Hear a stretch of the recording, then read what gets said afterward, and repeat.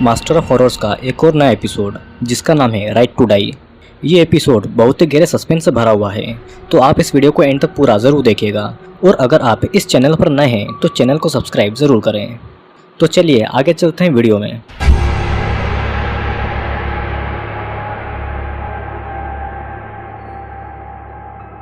शुरुआत में हम एक खूबसूरत कपल को देखते हैं जिसका नाम क्लिफ और उसकी पत्नी का नाम एबी था। ये दोनों अपनी कार से कहीं पर जा रहे होते हैं। एबी थोड़ी नाराज दिखाई दे रही थी और वो क्लिफ से ये कहती है कि आज ये उसकी आखिरी सिगरेट है और इसके बाद वो सिगरेट नहीं पिएगी। फिर वो क्लिफ को कुछ दिखाने को कहती है जिससे कि क्लिफ का ध्यान ड्राइविंग पर से हट जाता है और सामने सड़क पर एक टूटा हुआ पेड़ होने के कारण उनका एक्सीडेंट हो जाता है। क्लिफ ने तो अपनी कार की सीट बेल्ट लगाई हुई थी, लेकिन एबी कार से बाहर निकलकर नीचे गिर जाती है। क्लिफ को कुछ नहीं होता, लेकिन एबी पूरी तरह से पेट्रोल में भीग जाती है। क्लिफ मदद के लिए 911 पर कॉल करता है, लेकिन इतने में कार आग पकड़ लेती है और आग की चपेट में एबी आ जाती है क्योंकि वो पूरी पेट्रोल में भीगी हुई थी। एबी का शरीर क्लिफ के सामने ही आग में जलता रहता है और ये सीन यहीं पर कट कर दिया जाता है। जब क्लिफ को होश आता है तो हॉस्पिटल में होता है।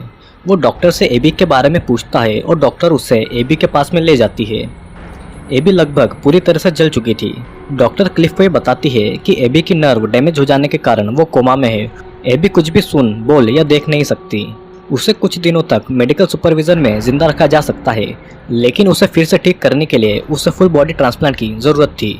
अगर एबी को डोनर मिल गया तो वो ठीक तो हो जाएगी, लेकिन वो पहले जैसी नहीं हो सकती। वो ना तो बोल पाएगी और ना ही वो पहले जैसी खूबसूरत हो पाएगी। डॉक्टर क्लिफ को ये ऑप्शन देती है कि या तो वो एबी का ट्रांसप्लांट करवाकर उसे जिंदा रखे या फिर उसे चैन से मौत की गोद में सोने दिया जाए। लेकिन ऐसा करने के लिए क्लिफ को वकील की मदद लेनी होगी। क्लिफ अपने एक वकील दोस्त आईवी से कंसल्ट करता है। वो उसे ये बताता है कि उन दोनों का रिश्ता ठीक नहीं था क्योंकि उसने अपनी पत्नी एबी को चीट किया था। आईवी क्लिफ को ये जोर देता है कि वो एबी को जिंदा रहने दे, क्योंकि अगर एबी जिंदा रही तो वो उसे बिल्कुल माफ़ कर देगी। लेकिन क्लिफ ऐसा नहीं चाहता था। उसके दिमाग में तो कुछ और ही चल रहा था। हॉस्पिटल से घर आने के बाद में क्लिफ अपने पुराने पलों को याद करता है, जिसमें एबी क्लिफ के मोबाइल में उसका और एक लड़की का प्राइवेट वीडियो देख लेती है, जिसे देखने के बाद में एबी बहुत ज़्यादा दुखी होती है। क्लिफ एक डेंटिस्ट था और उसका अफेयर अपनी क्लिनिक की एक नर्स ट्रिश से चल रहा था। क्लिफ ये सब सोच ही रहा था कि उसे मैसेज दिखता है अपने किचन में, वेक मी, जो कि एबी ने पहले से ही लिखा हुआ था। यहाँ पर एबी हॉस्पिटल में अकेली थी और तभी उसकी पल्सेस मॉनिटर पर बंद हो जाती है। जिसके अगले ही पल हम ये देखते हैं कि क्लिफ अपने बाथरूम के बाथटब में बैठा हुआ है और अचानक उसे सामने से एबी आती हुई दिखाई देती है। क्लिफ को ये लगता है कि शायद ये एक सपना है और धीरे धीरे एबी उसके करीब आने लगती है। एबी क्लिफ के बहुत ही नज़दीक थी और तभी अचानक एबी अपने जले हुए रूप में आ जाती है, जिससे डरकर क्लिफ उसे अपने से दूर करता है और यहाँ पर हॉस्पिटल में एबी की पल्सेस वापस से चलने लगती है। क्लिफ को लगता है कि शायद ये उसका सपना या कोई भ्रम होगा, लेकिन उसकी बॉडी वहाँ से जली हुई थी जहाँ पर एबी ने उसे टच किया था। क्लिफ इस घटना से इतना डर जाता है कि वो आईवी को कॉल करके उसे ये सारी चीज़ें बताता है। उसे लगता है कि मानो एबी का भूत वहाँ पर आया हो, लेकिन एबी तो जिंदा थी, वो भूत कैसे बन सकती है। तभी अचानक क्लिफ के घर पर एबी की मॉम आ जाती है और वो उसे बहुत ही ज़्यादा बुरा भला कहती है। और हमें यहाँ से एक और राज पता चलता है कि एबी के पेरेंट्स बहुत ही अमीर थे, जिन्होंने अपनी प्रॉपर्टी एबी के नाम कर दी थी। अगर एबी मर गई तो उसकी सारी प्रॉपर्टी का मालिक क्लिफ होगा। क्लिफ के पास आज जो कुछ भी था, जैसे कि उसका घर, उसका क्लिनिक, ये सब एबी की ही बदौलत था। फिर अगले दिन क्लिफ अपने क्लिनिक पर जाता है, जहाँ पर ट्रिश उसे ये बताती है कि एबी ने उसे जॉब से निकाल दिया था, लेकिन क्लिफ उसे वापस से जॉब पर रख लेता है क्योंकि क्लिफ और ट्रिश का पहले से ही अफेयर चल रहा था। फिर क्लिफ अपनी पत्नी एबी से मिलने के लिए हॉस्पिटल में जाता है, जहाँ पर वो ये देखता है कि एबी की बॉडी को साफ किया जा रहा है और उसकी जली हुई स्किन को उसकी बॉडी से निकाला जा रहा है। क्लिफ वहीं एबी के सामने खड़ा होता है और एक पल के लिए उसे ये लगता है कि मानो एबी उसे देख रही हो, जिससे कि वो बहुत डर जाता है और वहाँ से चला जाता है। अब क्लिफ सच में ये चाहता था कि एबी का सारा पैसा उसका हो जाए, इसीलिए वो उसे मरने देना चाहता था। लेकिन क्लिफ का वकील दोस्त आईवी उसे ये बताता है कि एबी की माँ ने उस पर केस कर दिया है और अगर वो मर गई तो उसका सारा पैसा उसकी माँ का होगा, ना कि क्लिफ का। फिर अगले दिन क्लिफ अपने क्लिनिक में काम कर रहा था, जहाँ पर आईवी का उसे कॉल आता है, जो कि उसे बताता है कि कोर्ट के ऑर्डर आए हैं कि एबी को 48 घंटे के अंदर चैन से सोने दिया जाए, क्योंकि एबी को कोई भी डोनर नहीं मिल रहा है और वो काफ़ी कुछ झेल रही है।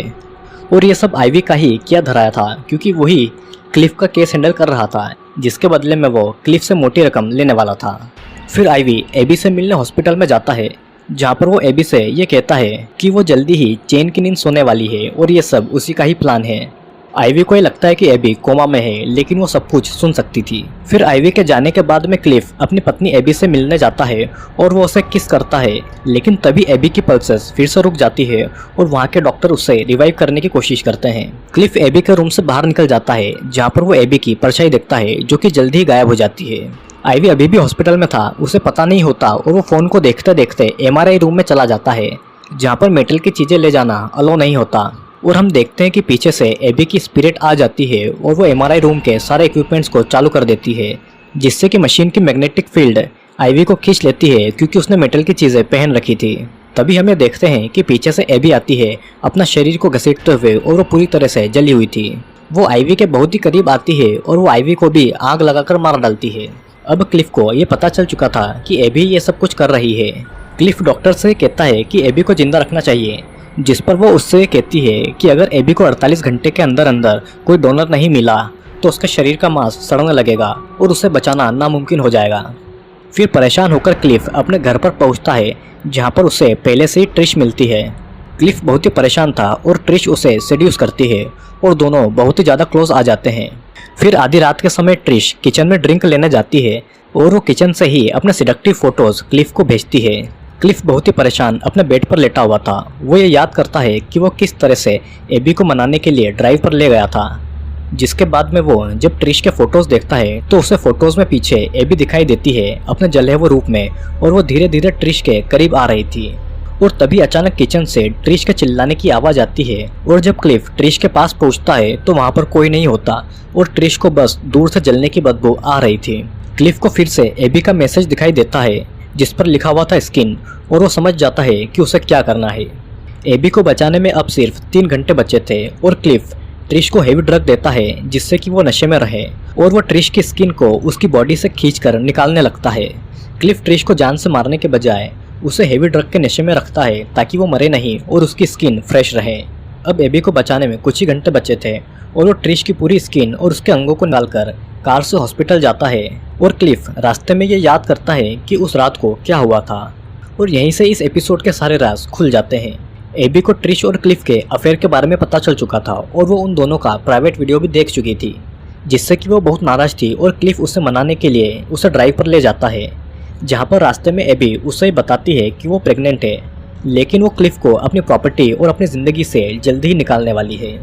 क्लिफ एबी की ये बातें सुनकर चौंक जाता है और उसका ध्यान ड्राइविंग पर से हट जाता है, जिससे कि उनका एक्सीडेंट हो जाता है, जैसा कि शो के स्टार्टिंग में बताया गया था।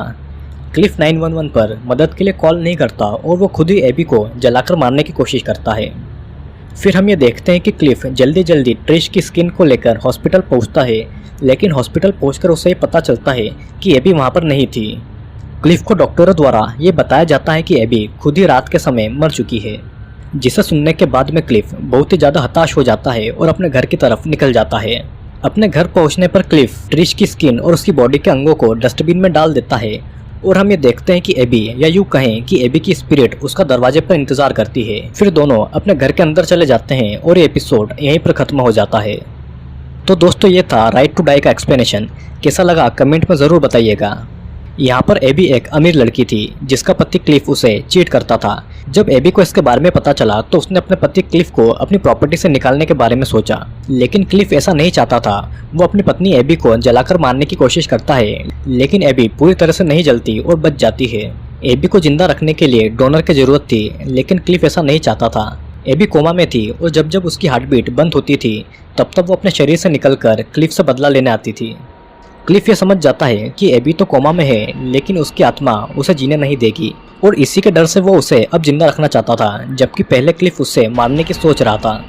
क्लिफ ट्रिश की स्किन निकाल लेता है एबी को डोनेट करने के लिए, लेकिन तब तक बहुत देर हो जाती है और एंड में हम ये देखते हैं कि एबी की आत्मा क्लिफ का इंतजार कर रही है उसका बदला लेने के लिए।